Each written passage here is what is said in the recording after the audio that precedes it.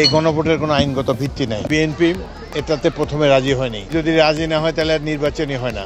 বিএনপির স্থায়ী কমিটির সদস্য মেজর অব হাফিজ উদ্দিন আহমেদ বলেছেন, গণভোটের কোনো আইনগত ভিত্তি নেই এবং এটি ঢাকার একটি এলিট গোষ্ঠী সাধারণ জনগণের উপর চাপিয়ে দিয়েছে।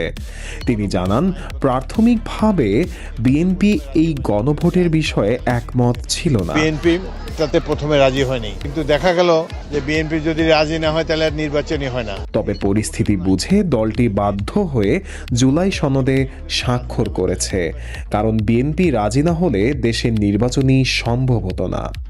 ভোলার লালমোহন উপজেলার মদন মোহন মন্দির প্রাঙ্গণে সনাতন ধর্মাবলম্বীদের সঙ্গে মত বিনিময় সভায় প্রধান অতিথির বক্তব্যে মেজর হাফিজ সংবিধান সংশোধনের প্রক্রিয়ার সমালোচনা করে বলেন, সংবিধান সংশোধনের মতো গুরুত্বপূর্ণ কাজ কেবল জনগণের ভোটে নির্বাচিত প্রতিনিধিরাই করতে পারেন। তিনি আরও উল্লেখ করেন, বর্তমান পরিস্থিতিতে দেশের জনগণ গণভোটের জন্য প্রস্তুত নয় এবং প্রচারাভিযানে বিভ্রান্তিকর তথ্য প্রচলিত হয়েছে।